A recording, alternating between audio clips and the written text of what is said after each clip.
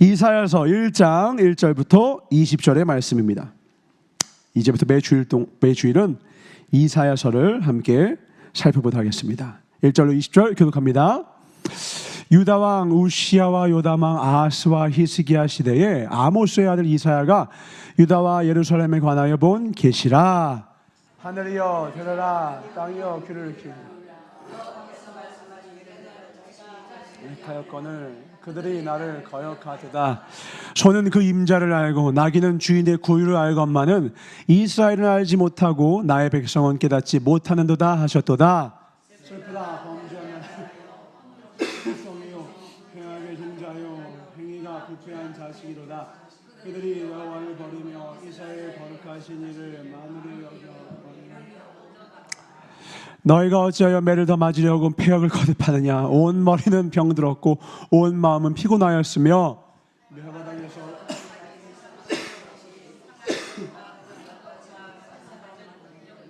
그것을 짜며 싸내며 기름으로 부드럽게 함을 받지 못하였다.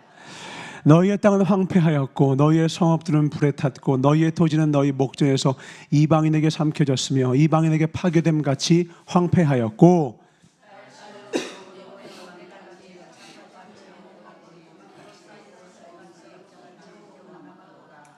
만군의 여호와께서 우리를 위하여 생존자를 조금 남겨두지 아니하셨다면 우리가 소돔 같고 고모라 같았으리로다.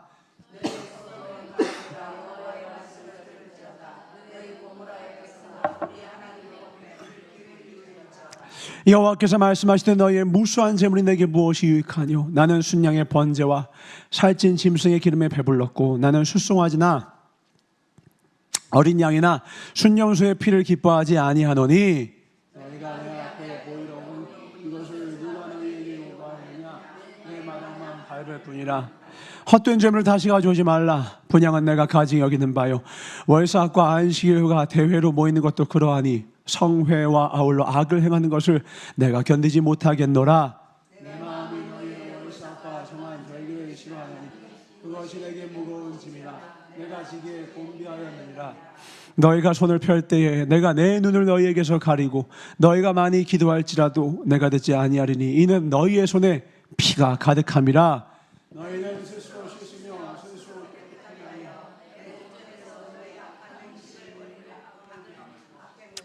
선행을 배우며 정의를 구하며 학대받는 자를 도와주며 고아를 위하여 신원하며 과부를 위하여 변호하라 하셨느니라. 여호와께서 말씀하시되 오라 우리가 서로 변론하자. 너희의 죄가 주홍 같을지라도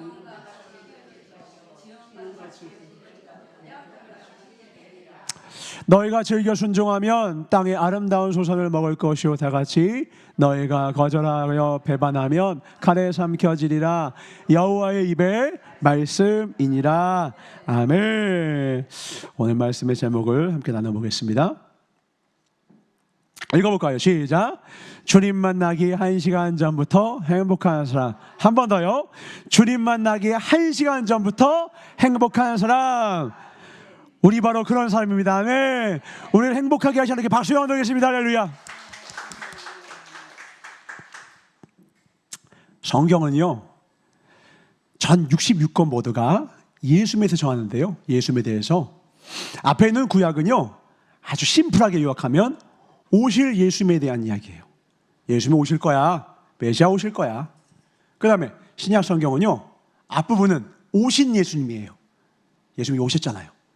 그러면 계시록은 뭐냐? 맨 마지막에 가서는 다시 오실 예수님이에요. 그러니까 성경은 처음부터 끝까지 누구에 대한 이야기입니까? 예수님에 대한 이야기예요. 그러니까 주인공이신 예수님은 거룩히 높임을 받고 우리가 주인공처럼 보이지만 사실은 예수님의 영광을 위하여 쓰임받았던 일꾼들인 수많은 믿음의 선친들은 그들의 부끄러운 모습조차도 낱낱이 거짓 없이 정직하게 적혀 있는 거죠. 왜냐하면 영광 받으실 이는 오직 하나님 한 분이시기 때문입니다. 아멘. 오늘 우리의 모습이요 연약할 수 있어요. 그런데 하나님께 선택받은 이스라엘 백성들도 오늘 보니까 어때요? 가장 형편없는 모습이네요. 너무너무 무너져서 주님의 마음을 아프게 한 모습이네요. 그 가장 주님의 마음을 아프게 한 자식이었던 이 이스라엘을 향하여 이 이사야 선지자가 끊는 마음으로 애끓는 마음으로 아버지께 들은 그 음성을 전한 말씀이 바로 이사야서입니다. 그래서요, 신약에서 한 권을 읽으라면 요한복음을 읽으면 되고요, 구약에서 한 권 읽으면 이사야서를 읽으면 될 정도로 이사야서는 구약 전체에서 하나님이 이스라엘 백성을 향한 마음을 완전히 농축해서 써놓은 말씀입니다. 그 이사야서를 그래서 함께 살펴보며 다시 우리 복음으로 돌아가길 원합니다. 아멘. 다시 예수님께 돌아가길 원합니다. 오늘 읽었던 이 1장은요, 그 이사야서 66장은 전체의 또 축약판이 1절부터 20절이에요. 전체의 가장 압축인 거예요. 거기서 주님이 우리를, 하나님과 우리의 관계를 이렇게 설명하시네요. 2절 봅시다. 2절 2절입니다. 같이 읽겠습니다. 2절 시작. 하늘이여 들으라, 땅이여 귀를 기울이라. 여호와께서 말씀하시기를 내가 자식을 양육하였거늘 그들이 나를 거역하도다. 주님이 말씀하십니다. 하나님과 우리의 관계를 뭐와 누구의 관계래요? 부모와 자식의 관계로 보시는 거예요. 내가 너를 낳았고 지명하여 불렀나니 너는 내 것이라. 자, 그럼 우리 부모님의 음성을 들어보기 원하는데요, 부모님이 이렇게 말씀하세요. 4절 봅니다. 다 읽을 필요 없습니다. 맨 앞에 뭐라고 하십니까? 슬프다라고 이야기해요. 슬프다. 아프다가 더 아플까요? 슬프다가 더 아플까요? 아픈 게 아파요? 슬픈 게 더 아파요? 사랑해 본 사람은 알아요. 사랑해 본 사람은 알아요. 사랑하는 사람과 함께 하는데 환경이 나쁘잖아요? 환경이 어렵잖아요? 그거 견딜만 해요. 그런데 사랑하는 사람의 마음이 식으면요, 궁궐 같은 집에 있어도요 슬퍼요. 소용이 없어. 이 횡한 가슴 채울 방법이 없어. 사람은 하나님을 닮아서요, 사랑이 없으면 살 수가 없어요. 우리를 지으신 이유와 목적은요, 우리가 사랑하기 위해서라고 했어요. 그러니까 하나님과 우리가 하나님 우리를 지으셨고 하나님이 우리에게 드릴 수 있는 최고의 영광과 존귀와 능력은 뭐냐면 대단한 물질과 능력과 업적이 아니라 하나님 우리의 사랑을 원하십니다. 아멘. 근데 주님 말씀하시는 거예요. 슬프다. 무슨 말이에요? 너에게서 뭐가 없다는 거예요? 사랑이 없구나. 그 사랑이 없다는 말을 너무 가슴 아프게 비유하시는데 3절에 이렇게 비유하십니다. 3절입니다. 시작. 소는 그 임자를 알고 나귀는 주인의 구유를 알건만은 이스라엘은 알지 못하고 나의 백성은 깨닫지 못하는도다. 은총아, 짐승도 은혜를 한다. 동물도 사랑을 알아. 근데 인간들은, 너희들은 어떻게 너희를 구속한 그 은혜와 사랑을 어떻게 그렇게 모를 수가 있냐? 주님이 애끓는 마음으로 말씀하시는 거예요. 성경을 평면적인 글자로 읽지 마십시오. 글자 한마디 한마디에 하나님의 마음이 담겨 있어요. 이걸 읽으면 마음이 찢어져야 돼요. 왜냐하면 하나님의 마음이 여기에 그대로 담겨 있기 때문에 그래요. 제가 재미난 영상을 하나 가져왔는데 한 40년 전? 73년도니까요. 한 서커스단에서 사자를 서커스에 좀 쓰다가 그 새끼를 쓸모없게 돼가지고 경매에 내놓은 거예요. 근데 한 믿음의 가정에 한 청년이, 2명이 청년이 있는데 그 사자를 입양해서 사옵니다. 지금은 안 되죠. 옛날에는 이제 사자도 막 키우고 했잖아요. 새끼 사자를 데리고 온 거예요. 그래서 그 새끼 사자를 데리고 와서 집에서 키웠는데 데려올 때는 10kg였는데 사자는 고양이가 아니잖아요. 1년 만에 85kg가 넘어버립니다. 저보다도 1년 만에. 그래도 그러니까 정부에서 이거 위험하니까 혹시 옆 사람 공격하면 어떡하냐니까 집에다가 울타리를 쳐가지고 몇 년을 더 키웠는데 이제 나중에 100kg가 넘고 너무 이제 위압감이 크니까 동네에서 다 민원이 들어오니까 안 된다. 정부에서 권고해서 이제 풀어줘라. 그래서 어쩔 수 없이 수소문 끝에 근처에 보니까 없어. 저 멀리 영국에서 케냐까지 가서 케냐의 국립공원에 풀어줄 수 있다 허락을 받고 이제 거기에다가 풀어주게 돼요. 그리고 풀어주고 난 다음에 1년이 지났는데 아니 너무 보고 싶어 미치겠는 거예요. 왜냐면 정말 너무너무 사랑했거든요. 너무 아꼈거든요. 그거 아시죠? 동물 정말 극진히 아끼게 되면 정말 자식보다 귀한 그런 마음들 있잖아요. 그러니까 이 친구들이 정말 주님의 마음으로 키웠나 봐요. 그래서 이 사자의 이름도 뭔 줄 알아요? 크리스찬이에요. 그리스도인. 그러니까 사자 이름도 크리스찬이에요. 크리스찬. 그럴 정도로 사랑하고 아마 이 친구들은 그날이 오면 사자와 어린 양이 뛰놀다 아마 그 생각을 했나 봐요. 사자를 극진히 사랑했대요. 그러니까 너무 보고 싶고 그리워서 이 사자를 풀어준 지 1년 후에 다시 케냐 국립공원에 전화합니다. 저 너무 크리스천이 보고 싶습니다. 너무 그리스도인이 보고 싶습니다. 크리스천이 보고 싶습니다. 가도 됩니까? 그러니까 거기서 얘기하는 거예요. 이미 얘가 야생화가 돼가지고 여기 있는 사자들하고 어울려서 이미 그 울타리에 들어가가지고 공동체를 이루어서 이제 막 사냥하고 그렇게 위험하다. 이제 오시면 공격당할 수 있고 위험하니까 안 된다. 근데 이분들이 아니다. 책임은 내가 지겠다. 서약서를 쓰고 나 그래도 보고 싶다. 그리고는 간 거예요. 그리고 나서는 마주치는데 옆에 이 두 사람이 바로 그 입양한 사람이고 이 옆에 케냐 국립공원에 있던 그 담당자가 있는데 이제 너무 살떨리는 거죠. 왜? 야생화가 된 사자가 어찌 나올지 우리가 어떻게 알아요? 과연 주인을 다시 공격할지 어찌 한번 보겠습니다. 보여주세요. 1년 만에 본 겁니다. 이미 야생화가 됐다라는 거예요. George went up the hillside in the direction he felt the lands might be. 5,000 miles is a long way to see a friend who perhaps could have forgotten.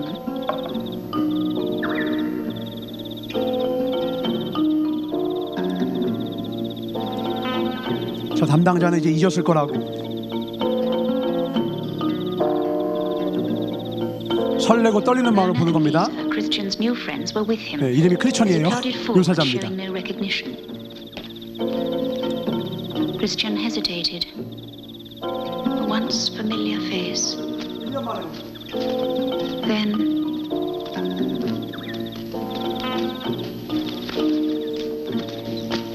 저 너무 반가워하는 모습 보이죠? 너무 보고 싶었던 거예요. 공격하나요? 끌어안고 난리는. 손을 보세요. 막 손을 끌어안아요. 막 끌어안는 거예요.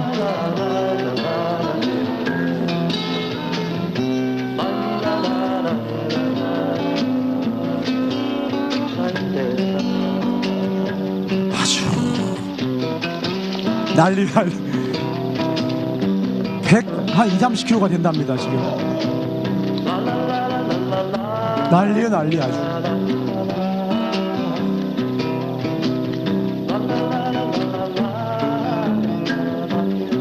네, 멈춰주세요. 이게 10분이 넘습니다. 멈춰주세요. 제가 이게 떠오르더라고요. 유튜브에 나오면요 1000만 회가 넘어요. 유명 13년 전의 영상이라서 지나가다 저도 본 건데 제가 오늘 이 말씀을 보다 이게 떠오르더라고요. 그래, 사자도 주인을 기억해요. 1년 만에 지났고 이제 야생화가 됐다고 위험할 수 있다고 하는 그 사자조차 자신의 어린 시절부터 먹이고 입히고 자기네 사랑해줬던 그 주인을 잊지 않고 다 보셨죠? 이게 손으로 이러는 거예요. 손으로 이렇게 끌어안잖아요.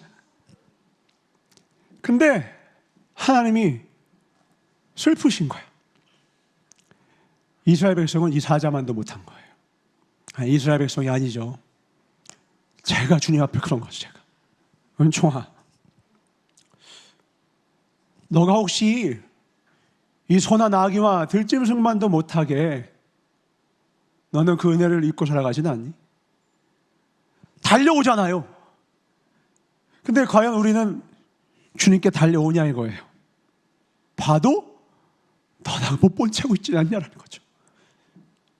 주님의 이 한마디가 뒤에도 들리지 않아요. 한마디 하는 거예요. 은총아, 슬프다. 진노와 분노로 말씀하시지 않고 한마디를 나직히 말씀하세요.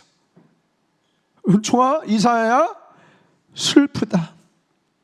아픔보다 더 아픈 게 슬프다라는 거예요. 왜 이사야 불렀냐? 난 그런 이스라엘과 다시 회복되기를 원한단다. 이사야서가 귀한 건요, 회복의 그 그 어떤 성경보다 회복에 대한 강렬한 하나님의 소망의 외침이. 이사야서는 처음부터 끝까지 단 한마디입니다. 회복을 약속하신 주님이 있으시니 너희들도 주님께로 돌아와라. 하나님이 다 회복시키실 거야. 분홍같이 진눈같이 붉을지라도 너의 모든 죄 다 용서해 줄 테니까 돌아만 와라. 내가 너를 새롭게 하리라. 내가 너를 다시 붙들게 할 테니까 돌아만 와라. 아멘. 돌아오라는 거예요. 주님이 그걸 원하시는 거예요. 주님은 우리에게 그리고 이스라엘 백성에게 그래서 두 가지 말씀하세요. 돌아오려면 딱 이것만 좀 기억해 줄래? 주님이 슬프겠지만 정확하게 우리 모습 말씀하십니다. 11절과 12절입니다. 어떻게 다시 회복할 수 있느냐? 주님이 한탄해하고 가슴 아파하는 걸 정반대로 가면 돼요. 어떤 걸 보고 주님이 슬퍼하셨는지 볼까요? 11, 12절입니다. 시작. 여호와께서 말씀하시되 너희의 무수한 재물이 내게 무엇이까뇨? 나는 순양의 번제와 살찐 짐승의 기름에 배불렀고 나는 숫송아지나 어린 양이나 순염소의 피를 기뻐하지 아니하노라. 너희가 내 앞에 보이러 오니 이것을 누가 너희에게 요구하였느냐? 내 마당만 밟을 뿐이니라.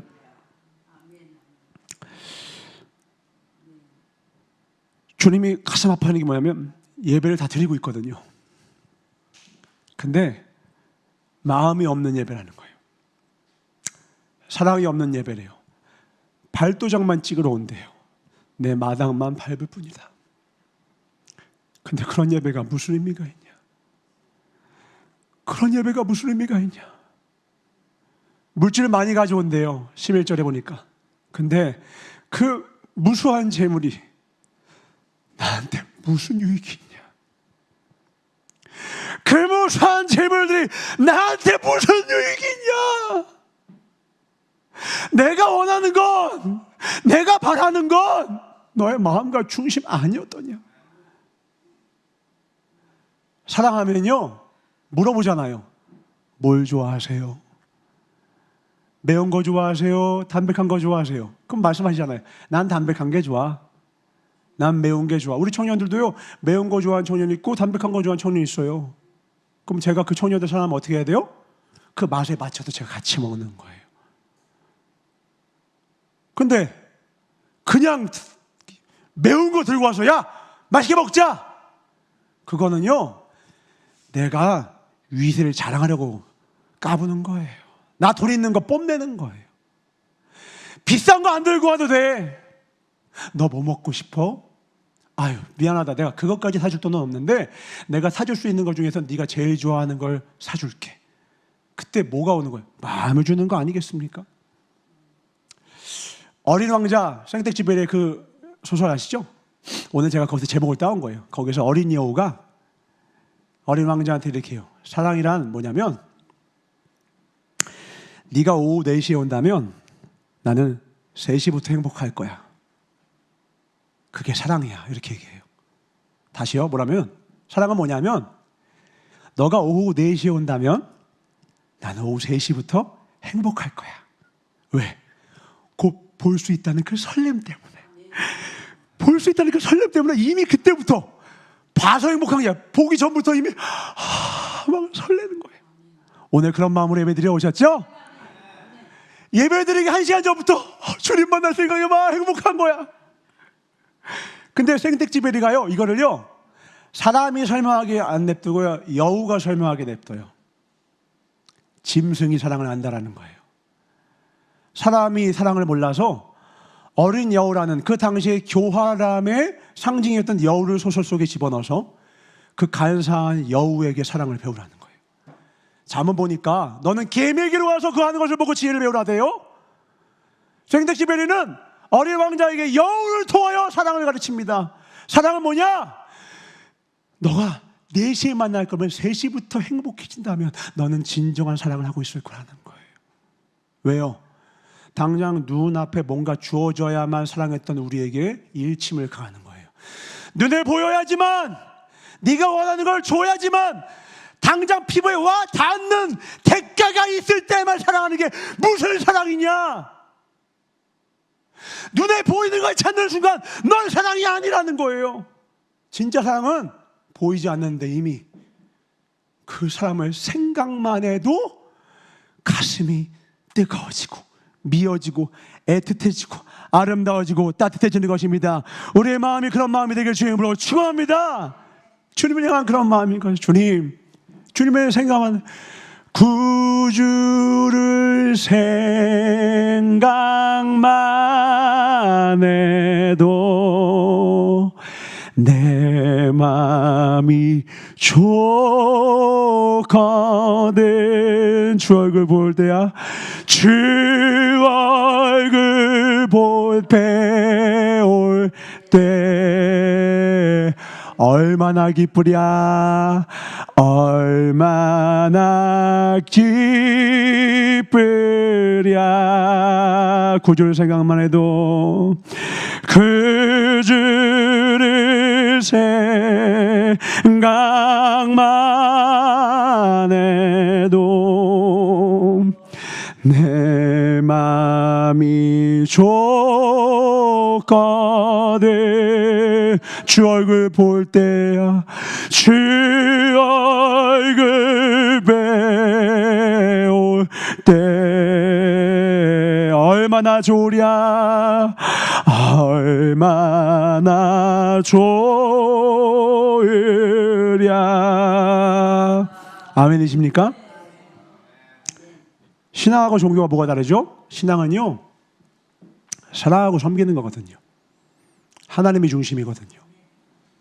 하나님을 향하는 거거든요. 내가 중심이어서 내가 원하는 걸 주면 할렐루야 하고 내가 원하는 대로 안 해주면 삐치고, 이거 신앙 아닙니다. 변하는 건 신앙이 아니에요. 왜냐하면 신앙은 사랑이기 때문에. 사랑은 변하지 않아요. 경외하고 섬기는 거예요. 근데 종교는 어떻죠? 내 걸 채워줘야 반응해요. 그래서 종교는요 계속 변해요. 내가 원하는 걸 들어주면 신을 얼마든지 바꿔요. 그게 종교예요. 종교의 중심은 나기 때문에. 세상에는 참 다양한 사람들이 많은 것 같아요. 이번 주에 보다가 우연히 한 기자가 우리 이전 대통령의 영부인의 핸드폰이 그 포렌식이 돼가지고 그걸 정보를 입수한 거예요. 근데 그걸 보니까 인생 20, 30년 내내 가장 많이 연락을 주고받은 게 다 점술가예요. 점술가, 무당들. 그래서 그 무당들을 찾아가서 어떤 질문들을 하고 어떤 것을 상담받았는지를 물어다니는 그 기자가 있더라고. 그래가지고 그 무당들을 찾아가가지고 도대체 와서 어떤 상담을 했습니까? 라고 물어보는 그거를 취재를 했더라고요. 보니까 다 수십 명을 점집을 찾아갔더라고요. 그 찾아가서 물어본 질문들, 또 요즘은 직접 안 찾아가도 문자로도 상담해주고 돈 받더라고. 문자의 내용이 다 뭐냐? 딱 하나요. 이 사람과 결혼하거나 이 사람과 그러면 누가 더 나를 더 부자 되고 성공하게 만드느냐. 그 다음에 이 사람을 고용하면 내가 더 부자 되느냐 마느냐. 그러니까 20년 내내 이 질문만 했더라고. 결혼도 뭘로 했느냐? 사랑해서 결혼한 게 아니라 우리 그분은 이미 거기 있어요. 그분과 대학교 교수를 쟀더라고. 이 두 사람 중에 누구랑 결혼해야 내가 기운이 트냐. 그래서 이쪽이라니까 이제 그냥 결혼한 거죠. 그러니까 처음부터 끝까지 뭐냐면요. 이거 중간 어떤 무속인이 이제 얼굴 가리고 나오는데 내가 이 사람이 중간에 이렇더라는 거예요. 내가 대통령이 될 수 있냐 이렇게 물어보더래요. 내가 성공하고 내가 대통령이 될 수 있냐. 그러니까 남편이 아닙니다. 내가 대통령이 될 수 있느냐. 내가 통일 대통령이 될 수 있냐. 정신 차리라 미쳤다고 하니까 거기 안 가는 거예요. 다음부터. 왜? 내가 원하는 말을 안 해줬잖아요. 그러니까 내가 원하는 말 해주는 점집만 찾아다니고 거기다가 돈 주면서 평생 수십 명의 점집 전전하던 인생이에요. 겉으로는 화려했죠. 돈도 많이 벌었죠. 부정부패한 모습으로 돈도 많이 벌고 화려하고 예쁘게 치장하고 해서 겉모습은 하나도 다를 바가 아주 아름답고 예쁘장해요. 근데 그 속 안에는 뭐밖에 없냐? 나. 근데 제가 그걸 보다가 가슴이 흠칫 놀라면서 하나님 앞에 제가 무릎을 꿇게 되는 거예요. 주님, 혹시 저는 어떤가요? 만약에 누군가 우리 마음에 있는 것을 그 포렌식한 핸드폰 내용처럼 우리 마음에 내 평상시에 가지고 있던 그 모든 생각을 다 펼쳐놓는다면 나는 과연 그분처럼 수치와 부끄러움이 없는 당당한 모습과 당당한 마음과 중심으로 나는 살았느냐라는 것. 제가 주님 앞에 가만히 엎드리는 거예요. 오늘 주님이 13절에 이렇게 말씀하십니다. 13절. 헛된 재물을 다시 가져오지 말라. 분양은 내가 가증히 여기는 바요. 월삭과 안식일과 대회로 모이는 것도 그러하니 성회와 아울러 악을 행하는 것을. 주님이 못 견디는 게 뭔 줄 알아요? 성회, 거룩하게 주의 일을 한 다음에 악을 같이 행하는 것을 내가 견디지 못하겠대. 교회 와서는 거룩하게, 교회 와서는 아주 예쁘게, 교회 와서는 할렐루야 저처럼 이렇게 예배 인도하고 말씀 증거하고 누구보다 하나님 사랑하는 척 해놓고 딱 내 삶의 현장에 가서는, 뒤에 가서는 하나님을 가장 싫어하는 모습만 가득가득한 모습. 우리가 두려워함으로 기억해야 할 것은 해 아래 드러나지 않을 것이 없다. 하나도 드러나지 않을 것이 없다. 우리 마음과 중심이 밝히 드러날 날이 옵니다. 내 마음을 기경하십시오. 아멘.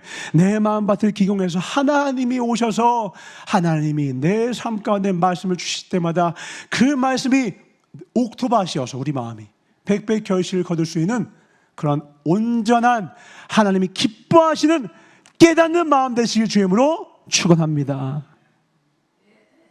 중심 보신다고요. 주님이 이렇게 말씀하십니다. 누가복음 12장 1절로 5절입니다. 누가복음 12장 1절로 5절 교독합니다. 그동안에 무리 수만 명이 모여 서로 밟힐 만큼 되었더니 예수께서 먼저 제자들에게 말씀하여 이르시되 바리새인들의 누룩 곧 뭘 주의하라? 외식을 주의하라. 저 같은 사람이에요. 우리 믿는 자예요. 시작. 감추인 것이 드러나지 않을 것이 없고 숨긴 것이 알려지지 않을 것이 없나니. 다 드러나더라고요. 은총아, 네가 어떤 마음으로 목했는지 다 드러나. 다 드러나. 남김없이. 그 핸드폰이 지금 까발려져서 수치와 부끄러움을 주고 있듯이 우리가 여유가 없을까요? 이러므로 너희가 얻은 데서 말한 모든 것이 광명한 데서 들리고 너희가 골방에서 귀에 대고 말한 그 소곤소곤하던 것, 뒷담화하고 남욕하고 원망 불평했던 그 말들이 지붕 위에서 전파되리라. 내가 내 친구 너희에게 말하노니 몸을 죽이고 그 후에는 능히 더 못하는 자들을 두려워하지 말라. 다 같이 마땅히 두려워할 자를 내가 너에게 보이리니 곧 죽인 후에 또한 지옥에 던져 넣는 권세 있는 그를 두려워하라. 내가 참으로 너희에게 이르노니 그를 두려워하라. 아멘. 누굴 두려워해야 돼요? 하나님을 두려워야 되는 거예요. 은총아, 죽음보다 심판을 두려워하라는 거예요. 죽음은 순서의 차이만 있으면 다예요. 그러나 심판을 감당하는 자와 감당치 못하는 자는 명백히 양과 염소가 갈립니다. 그 심판은 감당할 수가 없어요. 우리 인간으로는 감당할 수가 없어요. 외식으로는 감당할 수가 없어요. 순전한 마음으로 주 앞에 자복하여 돌아온 자, 주홍빛 같을지라도 괜찮아요. 정말로 주 앞에 다시 진짜로 돌아온 자, 그냥 입술로만 사랑한다가 아니라 교회 안과 밖이 동일한 자, 성전 위에서나 밖에서나, 단 위에서나 아래서나, 안팎으로나 직장의 현장에서나 화장실 속에서나 잠잘 때에도 혹 환난 날이 와서 우리 목에 댕강 잘라져서 굴러가다가 의식이 없는 내 입이 그래도 주를 찬양하고 죽는 그 순간에도 우리는 오직 주님만을 향하고 사랑하고 섬겨야 할 것입니다. 아멘. 이것이 예배자예요. 이건 누가 시켜서 안 돼요. 끌어가서 되는 게 아니에요. 우리가 선택하는 겁니다. 인도하신 분은 하나님이시고요. 이사야가 아무리 끓는 마음으로 전해도 이스라엘 백성 중에 듣는 자는 듣고 아니 듣는 자는 아니 들었어요. 예레미야가 불같은 마음으로 전해도 당대 듣는 자가 없었어요. 도리어 내치고 매를 들고 듣기 싫어하고 귀를 닫고 스데반이 하나님의 영광을 설명하니까 돌을 더 치고 귀를 막고 더욱더 빨리 스데반을 향하여 돌을 던져서 그를 죽여요. 그러나 죽음이 끝이 아닌 것은 그 이후에 하나님 앞에 서기 때문입니다. 그 하나님 앞에 서서 칭찬받는 저와 여러분 되시길 주임으로 축원합니다. 신명기 13장 1절로 5절입니다. 우리는 하나님과 세상신을 철저히 분별할 줄 알아야 됩니다. 중심이 하나님인 사람과 나 중심인 사람은 여기서 갈립니다. 교독합니다. 너희 중에 선지자나 꿈꾸는 자가 일어나서 이적과 기사를 내게 보이고 그가 내게 말할 그 이적과 기사가 이루어지고 너희가 알지 못하던 다른 신들을 우리가 따라 섬기자고 말할지라도 너는 그 선지자나 꿈꾸는 자의 말을 청정하지 말라. 이는 너희의 하나님 여호와께서 너희가 마음을 다하고 뜻을 다하여 너희의 하나님 여호와를 사랑하는 여부를 알려하사 너희를 시험하심이니라. 너희는 너희의 하나님 여호와를 따르며 그를 경외하며 그의 명령을 지키며 그의 목소리를 청종하며 그를 섬기며 그를 의지하며 다 같이 그런 선지자나 꿈꾸는 자는 죽이라. 이는 그가 너희를 애굽 땅에서 인도하여 내시며 종되었던 집에서 속량하신 너희의 하나님 여호와를 배반하게 하려 하며 너희의 하나님 여호와께서 내게 행하라 명령하신 도에서 너를 꿰어내려고 말하였음이니라. 너는 이같이 하여 너희 중에서 악을 제할지니라. 아멘. 왜 점 보러 갈까요? 맞을 때가 있어요. 그 하는 말이 맞을 때가 있어요. 실제 그 영부인도요, 그렇게 해서 잘 되니까 더 그걸 의지하게 된 거예요. 결혼해서 결혼했더니 자기 인생이 더 피는 거예요. 감옥 갈 그 모든 시선을 면하게 해주니까 더 의지하는 거예요. 그러니까 새벽에도 밤에 그 궁궐에서 나와서 2시에 3시에 점 보러 다니고 집걸 중에도 계속 의지하는 거예요. 왜요? 왜요? 내가 중심이라서 그래요. 나만 살면 되거든요. 나만 살 수 있다면 국가고 국민이고 남편이고 다 필요 없는 거예요. 근데 그 사람 안에만 그런 괴물이 있습니까? 제 안에도 있어요. 오늘은 이스라엘 백성에도 그게 있다는 거예요. 모든 인간이 죄를 범하였으며 하나님의 영광에 이르지 못하였더니 우리 안에 하나님을 알아도 영화롭게 하지 않고 나를 높이느라, 하나님 알되 하나님을 기쁘시게 하는 게 아니라 감사하며 영광 돌리는 게 아니라 나를 우상단지처럼 나를 섬기고 내 유익만, 자기의 유익만 구하는 그런 더러운 가슴들이 우리 안에 있다라는 거예요. 주님이 말합니다. 그 우상이 너에게 유익을 줘도 그 우상을 죽여라. 너는 오직 내 음성에만 귀를 기울여라. 왜? 진짜 생명은 오직 누구만?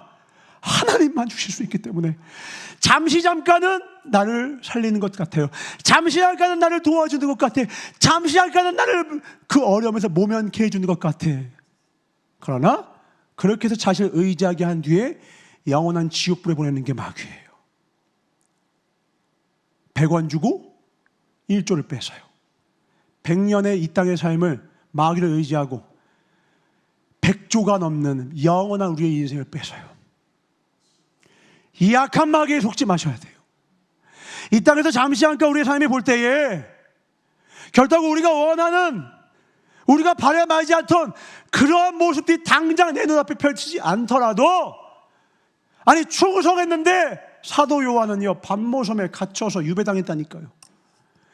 예수의 12제자는요 다 마지막 순간 순교했어요. 한 명 빼고. 끓는 물에 튀겨지고 사지가 절단나고 거꾸로 매달려서 십자가에 매달리고, 아 하나님 죽었네, 그것만 보면 하나님 죽은 거 맞아요. 근데요 눈을 더 열어서요 시간 타임프레임을 영원으로 두세요. 진짜 생명을 얻은 자예요. 진짜 능력을 얻은 자예요. 우리가 왜 속냐? 잠깐 보고 결정하니까요. 잠깐 보고 판단해요. 잠깐 한두 마디 듣고 결정해버려요. 하나님께 묻지 않아요. 알파 오메가 되신 하나님께 묻지 않아요. 그냥 순간에 내 눈에 보이는 것, 잠깐 알게 된 그 지식과 정보를 가지고 사람을 정죄하고 악마화하고 판단하고 선택하다가 그걸 길게 놓고 보니까 마귀에게 속았네. 뒤늦게 그러면 뒤늦게. 내 눈을 내려놓고 하나님을 바라보는 거예요. 오늘 이 하나님 앞에 나와서 마음 없는 예배를 드리는 이 이스라엘 백성을 향해서 주님 안타까운 말 말씀하십니다. 너의 마음의 중심이 나를 떠났다. 중심이 떠나면 하나님의 말씀이 들릴까요? 안 들릴까요? 안 들리죠.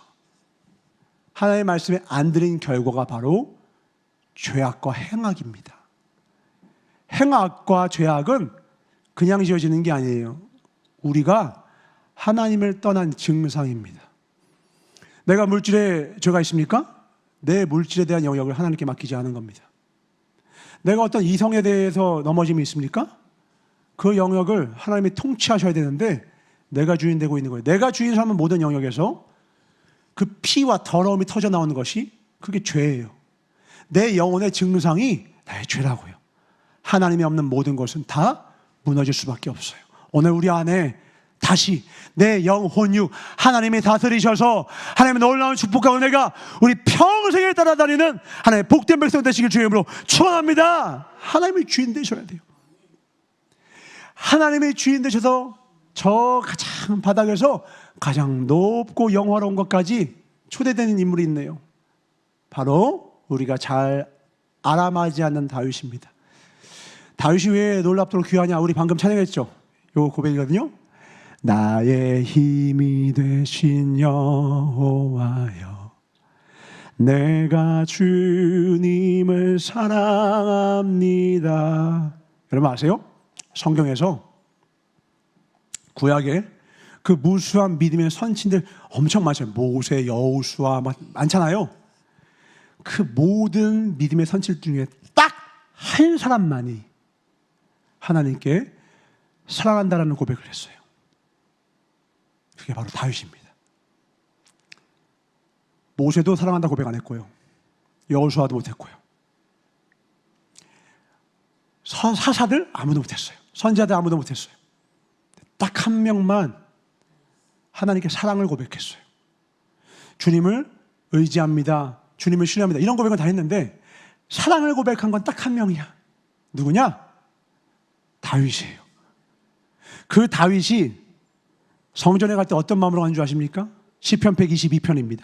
1절과 2절입니다. 오늘 이스라엘 백성들과 정반대입니다. 120편 1절과 2절, 122편 이렇게 고백합니다. 122편 시작. 사람이 내게 말하기를 여호와의 집에 올라가자 할 때 내가 기뻐하도다. 예루살렘아, 우리 발이 내 성문 안에 섰도다.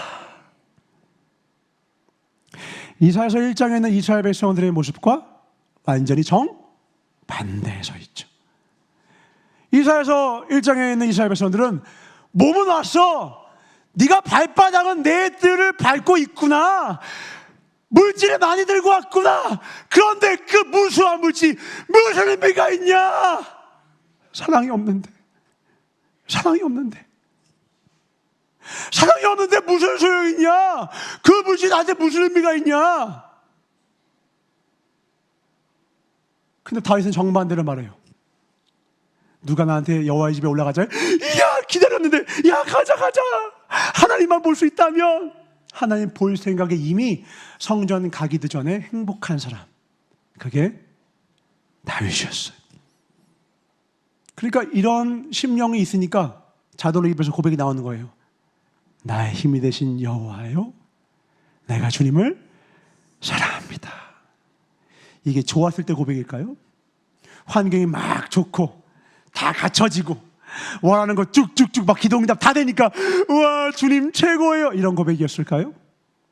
광야에서 빈들에서 넘어지고 자빠지고 원수가 아닌 원수 내 가족들이 창과 칼을 들고 나를 쫓아올 때 주님께 고백하는 겁니다. 나의 힘이 되신 여호와여, 내가 주님을 사랑합니다. 주는 나의 산성이시요 나의 의지할 바위십니다. 종교는 바뀔 수 있지만 신앙은 환경에 따라 바뀌지 않습니다. 우리 안에 하나님을 닮은, 하나님의 그 신실하심을 닮은 진정한 사랑이 우리 안에 거룩하게 잉태되길 주의 이름으로 축원합니다. 주님 그거 원하시는 거예요. 우리 부산교회가 사실은 그 이전에 제가 주님 앞에 먼저 엎드려야 돼요. 제가 먼저. 부산교회에 문제가 있다면 제 문제입니다. 교육자들이 제가 잘못한 겁니다. 누구를 원망하면 누가? 제가 주님 앞에 감격을 잃고 제가 주님 앞에 사랑을 잃으면 아니 양대들 뭘 보고 배워요? 목자 보고 배우는 거 아닙니까? 인도하심 따라가는 거 아니겠습니까? 제가 하나님 앞에 엎드리신 거예요. 제가 주님의 사랑함이 부족하니까 부산교회 안에 혹은 이 교단 안에 사랑에 홍수가 치러야 사랑이 잦아지는 거예요. 제가 주님 앞에 회개했어요. 하나님, 다시 나의 믿으신 여호와의 주님을 사랑합니다. 다시 마음과 뜻을 다하는 예배를 회복시켜 주시옵소서. 그런 예배가 오늘 우리가 드리는 이 예배가 되길 주의 이름으로 축원합니다. 피곤해서 억지로 드리는 그런 예배가 아니라요. 억지로 참고 드리는 예배도 귀하지만요. 제목이 뭐라고요? 주님 만나기 1시간 전부터 행복한 걸 보냈어. 오늘 이사야서를 통하여 주님에게 어떤 말씀 주실까? 요한계시록을 통하여 내게 어떤 말씀 주실까? 오늘 저 주의 종을 통하여 내게 어떤 말씀 주실까? 하나님 저 가요. 조금만 기다리세요. 조금만 기다려요. 응, 뽀뽀 쭉쭉쭉. 그리고 딱 도착해서 아이고 얼싸안고 와라. 그날 그 시에 천국 갔을 때도요, 누가 주님을 얼싸안겠어요? 여기서 싱숭맹숭 하는데 거기서는 갑자기 스킨십 할 수 있을 것 같아요? 여기서부터 뜨거운 사람이 거기서도 뜨겁지. 여기서 싱숭맹숭하면 거기서 또 주님 저 왔어요 이런 거예요. 여기서도 뜨거워야 거기서도 뜨겁고, 여기서 하나님 앞에 감사하는 자가 그날 그 시에도 주님께 감사 영광 돌리는 거고, 오늘 주 앞에 뜨겁게 달려가는 자, 예배하는 자, 영원한 그 예배에 동참하게 될 것입니다. 그 영원한 잔치에 초대되실 주의 이름으로 축원합니다. 그 예배가 이제 주님 원하시는 건 뭐예요? 삶에서도, 회중 앞에서 성회 안에서뿐만 아니라 너의 삶에서도 13절에 나오는 것으로 너의 삶의 행악이 가치 있는 걸 나는 견딜 수가 없다라는 거예요. 너의 삶과 예배가 일치되길 바래. 첫 번째 주님 원하는 건 뭐였느냐? 마음을 다해서 예배다오.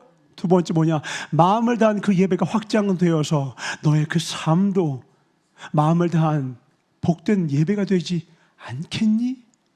내가 원하는 건 너의 삶의 예배란다. 말씀 하나 봅니다. 창세기 4장 5절부터 8절입니다. 제가 먼저 읽겠습니다. 가인과 그의 재물은 받지 아니하신지라. 가인이 몹시 분하여 안색이 변하니 여호와께서 가인에게 이르시되 내가 선을 행하면 어찌 낯을 들지 못하겠느냐? 선을 행하지 아니하면 죄가 문에 엎드러져 있느니라. 죄가 너를 원하나 너는 죄를 다스릴지냐. 다같이 가인이 그의 아우 아벨에게 말하고 그들이 들에 있을 때에 가인이 그의 아우 아벨을 쳐 죽이니라. 잘 보십시오. 이 말씀. 가인이 예배를 드렸어요, 안 드렸어요? 드렸습니다. 근데 주님이 이렇게 말씀하시네요. 뭐래요? 5절에 재물을 안 받았대요? 모두 같이 안 받았어요. 가인과 그의 재물을 둘 다 거절하신 거예요. 근데 재물 먼저 보셨을까요? 가인 먼저 보셨을까요? 다시요. 가인 먼저 보셨을까요? 가인이 들고 온 재물 먼저 봤을까요? 가인 먼저 보고 그 재물도 연합할지 말지 결정하는 거예요. 우리가 하나님 앞에도요, 하나님이 주시는 축복과 하나님 중에 뭘 봐야 되느냐? 하나님 우리를, 사람을 먼저 보고 우리의 재물을 보듯이 우리도 먼저 항상 하나님의 축복 먼저, 축복에 앞서서 하나님을 먼저 볼 줄 알아야 됩니다. 하나님을 먼저 보고 그 다음에 하나님 주시는 그 축복 혹은 그 축복이 내가 원치 않는 지금 이 현실일지 몰라요. 기억하셔야 할 것은 우리는 다 형통한 복을 지금 누리고 있습니다. 아멘이십니까? 지금 하나님은 가장 선한 길을 우리 인도하고 계시더라고요. 노예 생활이에요? 감옥에 갇혔나요? 아니요. 시간이 지나고 나면 알 거예요. 이 모든 과정을 통하여 하나님은요, 우리를 열방 위에 하나님의 자비하심과 권능을 모두에게 보이시기 위하여서 이 과정을 우리에게 허락하신 거라는 걸. 형들이 나를 판 것이 아니라 요셉이 말하는 거예요. 하나님이 먼저 앞서 나를 보내신 겁니다. 우리는 알 수 없어요, 우리의 삶을. 근데 중요한 게 뭐냐? 가인이 예배 드릴 때 아벨을 쳐 죽였습니까? 어디서 쳐 죽였죠? 예배 시간에는 철저히 자신의 마음속에 있는 분노를 숨겼어요. 왜? 예배 시간은 하나님 앞에 있다고 가인도 생각한 겁니다. 가인조차 자신이 지금 하나님 앞에 있다는 거 아니까 하나님 몹시 분하여서 안색은 변했지만 6절에 성도들 내가 왜 분했느냐? 안색이 왜 변했느냐? 주님 물으니까 7절에 너는 선을 행하면 어찌 낯을 들지 못하겠느냐? 선을 행하지 않으면 저희가 문 앞에서 주님 말씀하시는 걸 다 잠잠히 듣고는 있어요. 근데 어디서 변합니까? 8절에 들에 있을 때 확 변합니다. 하나님께 예배드리던 그 장소를 벗어나서 자신의 일터였던 들에 가자마자 눈이 돌아가고 본색이 드러나요. 그리고 거기에서 돌을 들고 쳐 죽여요. 왜? 가인의 생각엔 이곳엔 하나님이 없거든요. 들에는 하나님이 안 계신 거예요. 가인의 들에는 하나님이 없었어요. 그러니까 거기에서는 얼마든지 큰 돌을 들어서 자기네 혈족이요 사랑하라고 붙여주신 그 만남의 축복을 쳐 죽이는 거예요.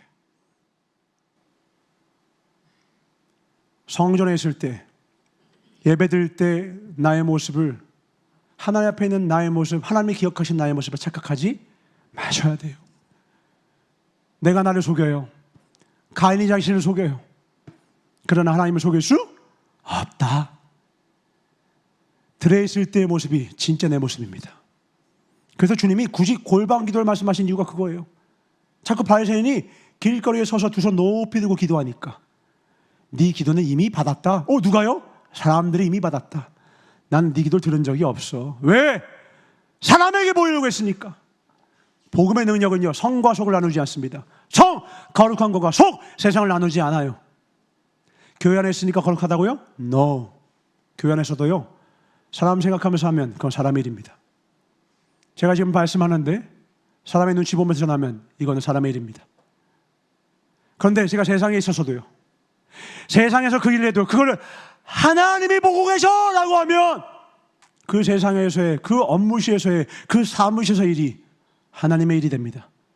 반대로 교회에서 찬양을 하는데요 내가 좋아하는 오빠, 내 사랑하는 님, 나에게 인정해 줬으면 좋겠는 그 누군가가 보기 때문에 열심히 하면 그거는 사람의 일이 됩니다. 제가 집에서 육아를 합니다.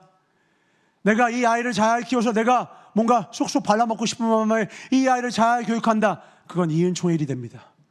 그러나 이 아이를 하나님이 내게 맡겨주셔서 하나님의 아름다운 자녀로 양무리로 잘 키울 수 있도록 나는 잘 가르쳐야 돼. 그런 사명이 있다. 그 마음으로 이 아이를 키우면 제가 키우는 이 양육은 하나님의 일이 됩니다. 누구를 바라보고 누구를 사랑하며 누구를 생각하며 살아가십니까? 그 모든 일이, 그 모든 장소가 하나님이 거하는 나라가 되고 하나님의 일이 되고 하나님이 기뻐하시는 산 예배가 됩니다. 가인은 하나님을 교회 안에 가뒀어요. 성전 안에 가뒀어요. 예물만 드리고 끝낼 그런 대상으로 여겼어요. 그러니까 그의 삶은, 그의 마음과 중심은 분노로 가득했고 성품은 하나도 주님을 닮지 못했으며 그의 삶은 하나도 하나님의 손이 닿은 적이 한 번도 없었던 거예요. 주님이 이스라엘 백성에게 말씀하시는 거예요. 너가 성회에 나가서 나를 위해서 하는 것과 너의 삶의 행함이 같이 있는 것을 난 견딜 수가 없다. 좋아 이사야야. 성과 속을 어떻게 나누느냐, 하나님을 어떻게 나누느냐, 성전 밖과 안에 어떻게 나누냐. 네 눈에는 내가 성전 안에 겨우 성전 안에 가둬질로 보이느냐. 나는 하늘이 내 발등상이요, 하늘이 내 성전이요 지붕이요, 이 땅이 내 발등상이고 온 우주가 나의 거처이다. 겨우 나를 솔로몬아 다윗아 성전 따위 나를 가두지 말아라. 난 초마가 내가 한 것도 아니고 네가 지을 그 어마어마한 규모의 사람의 보기에 커 보이는 성전에 내가 거는 것이 아니라 난 온 우주 만물에 충만하단다. 나를 제한하지 말라는 거예요. 이스라엘 백성들은 제한했어요. 주님 이거 모르시겠지, 주님 안 보시겠지. 자기가 주인 삼고 자기가 주인 되어서 삶의 모든 행황이 가득할 그때 삶이 다 깨져가고 영혼이 다 무너져서 나는 마지막에는 나라마저 무너뜨리십니다. 최고로 융성했던 나라, 주님이 한 번에 흩어버리세요. 오늘 우리가 갖고 있는 이 모든 것 주님 주신 겁니다. 아멘. 주신 분도 하나님이시고 거두신 이도 하나님이세요. 유일하게 우리의 소유는 하나예요. 정확히 소유도 아니에요. 맡겨진 건 뭐하냐? 내 영혼육 하나입니다. 소유는 사회에서의 약속일 뿐이에요. 돈 얼마 주면 뭐 주고 파는 사회의 약속이지 하나님과의 약속이 아닙니다. 하나님의 약속은 뭐냐? 내가 너에게 준 시간과 물질과 에너지를 가지고 뭘 썼니? 내가 너에게 호흡 줬잖냐, 은총아. 너 호흡 있는 동안 뭐 했니? 다윗이 고백합니다. 저는 호흡 있는 동안 주를 찬양했습니다. 저는 호흡 있는 동안 주를 찬양했습니다. 다윗의 찬양은 예배 시간에 국한되지 않았어요. 들에서도, 양을 칠 때도, 집에 있을 때도, 아빠한테 쫓겨나서 집 밖에 있을 때도, 땅을 긁으면서 그 소년이 주님께 말하는 거예요. 내 부모도 나를 버려도 하나님만 나를 버리지 않으셨습니다. 그게 시편이에요. 평생에 그는 어린 시절부터 자기를 돌보는 이가 부모가 아니었고 사회가 아니었고 그 무엇도 아니라 하나님밖에 없었기에 오직 하나님과 동행하며 하나님과 대화하며 하나님과 영원토록 동행하는 그것이 삶의 아예 훈련이 되어버린 거예요. 오늘 우리의 삶도 그런 복된 삶이 되게 주임으로 축원합니다. 그리하여서 우리가 입술과 우리의 삶으로 주님 앞에 이 다윗의 고백이 어색하지 않게 흘러났으면 좋겠어요. 나의 힘이 되신, 진짜로 나의 힘이 되셨던 나의 여호와요, 내가 주님을 사랑합니다. 요한복음 14장 15절에 주님 말씀하십니다. 나를 사랑하는 자는 내 계명을 지키나니. 다윗은 그 말씀과 그 뜻을 부여잡고 그의 평생의 삶을, 인간에게 넘어졌지요, 쓰러진 적도 있었죠, 허물과 죄가 많죠. 그러나 그가 바로 오늘 이사야서 1장 주홍빛 같은 죄가 있을지라도 다시 죽기를 곧바로 돌아와서는, 왜? 주밖에 없음을 알았거든요. 나를 세우신 이도 나를 죽이신 이도 내가 두려워하는 건 주님이시기에 주님께 나와 회개했을 때 그를 다시 세우사 하나님이 가장 칭찬하고 하나님의 가장 큰 사랑을 입은 자로 다시 회복시켜준 걸 믿는 바에게 박수 영광 돌리겠습니다. 할렐루야. 우리의 모든 남은 삶이 그런 복된 삶이 되길 주님으로 축원합니다. 한 가지 얘기하고 마치겠습니다. 제가 영화를 볼 때 가끔씩 하나님이 우리의 삶을 이렇게 보실 때가 있겠구나 할 때가 있어요. 그게 뭐냐면 영화를 보면 이렇게 나와요. 영화에 나오는 어떤 악인이 있는데 그 악당이 평상시에는 그 나쁜 짓을 하는지 아무도 몰라요. 근데 사회적 명망 있고 또 사람들이 좋아하는데 뒤에만 가면 이제 살인마로 변하는 거죠. 저한테는 추격자가 그랬어요. 추격자라는 사람이 평상시에는 몰라요. 근데 뒤에서는요, 여자들만 찾아서 막 죽이는 거예요. 마지막 씬이 지금도 기억에 남네요. 어느 가게에 자기가 도망을 가다가 가게에 딱 들어왔는데 거기 계신 할머니는 이 사람이 살인마인 줄도 모르고 어서 와요 환하게 맞이하면서 그를 불어드립니다. 그리고 아주 친절하게 응대합니다. 그리고 화면이 어두워진 후에 조금 있다가 경찰이 들어가니까 피가 난자한 장면으로 나와 있어요. 그가 자신을 죽일 줄 꿈에도 몰랐던 거죠. 아메리칸 사이코라는 영화가 있습니다. 제가 어릴 때 비디오 가게 가니까 이거 재밌다고 해서 보여줘서 제가 봤던 건데 어린 시절 충격을 받았어요. 월스트리트가에서 최고로 인정받았던 최고의 금융 트레이더예요. 수백억을 버는 자. 근데 그 사람이 앞에서는 가장 인기 많고 가장 존경받는 그런 금융맨이에요. 후배들도 많고. 그런데 뒤에만 가면 결벽증을 갖고 자기와 함께했던 여자들을, 또 자기가 마음에 안 들었던 그 사람을 잔인하게 준 사이코패스인 거예요. 하나님 앞에 우리가 이런 모습을 볼 수 있다는 걸 기억하셔야 합니다. 교회에서는 기가 막히잖아요. 또 나에게 힘과 좋은 걸 주는 사람들 앞에서는 또 친절하잖아요. 그런데 나에게 아무 득도 주지 않을 때는요, 심지어 내 마음을 좀 건드릴 때는요, 혹시 그러는 그 사이코가 나오지 않습니까? 자기중심적인 그 자아가 발현돼서 나도 인간이니까 어쩔 수 없어 하며 그 영화의 잔인무도한 모습이 내 안에서 나오진 않습니까? 아니면 혹시 그걸 허용하고 있지는 않습니까?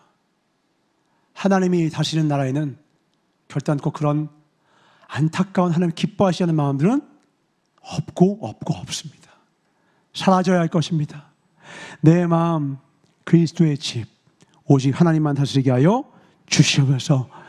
우리와 우리의 예배가 기쁨으로 연락되길 주의 이름으로 축원합니다.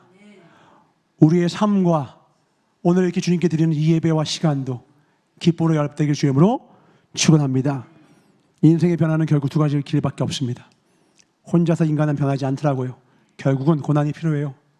고난을 통하여서 우리는 변화되고 배우고 아파하면서 채찍질 후에 돌아오게 됩니다. 문제는요, 고난 당한 다음에 또 고난이 와야지만 돌이키면서 같은 걸 반복하는 사람이 있어요. 좀 나은 사람이 있어요. 고난 당해서 주 앞에 돌아온 다음에 그 다음은요, 말씀으로 변화되는 사람이 있습니다. 그 다음부터 말씀으로 변화되는 거예요. 왜요? 들리기 시작했거든요. 많이 들어보셨죠? 고난은 하나님의 확성기다. 이제 하나님의 음성이 크게 들리기 시작한 사람은 더 이상 그 사람의 인생에 고난과 어려움이 사라지게 됩니다. 수준이 높아집시다. 고난으로 인하여 깨닫는 건 우리의 어쩔 수 없는 연약함의 한계예요. 그거 주님 다 아세요. 다 용서해 주세요. 주홍빛 같을지라도 다 괜찮대요. 왜? 주님 자신 있으신 거예요. 나만 따라오면 주님 우리를 새롭게 하실 자신이 있으신 거예요. 문제는 뭐예요? 들려야 합니다. 따라가야 합니다. 순종해야 합니다. 어떻게 해요? 기쁨과 사랑으로, 자원하는 심령으로, 억지로나 인색함이 아니라 뜨거운 중심으로 우리 예배가 이미 주님을 생각만 해도 행복한 자가 되어서 주님의 음성만 들으면 너무너무 기쁨으로 반응할 수 있는 우리 주님의 다시 복된 자녀 되길 주의 이름으로 축원합니다. 기도하겠습니다. 하나님 감사합니다. 주님 평생에 겉과 속이, 삶과 예배가, 교회 안과 밖이, 이 단 위와 단 밑이 하나같이 일치된 하나의 백성 되게 하여 주시옵소서. 세상의 교회를 욕하는 이유는 간단합니다. 기대가 크기 때문입니다.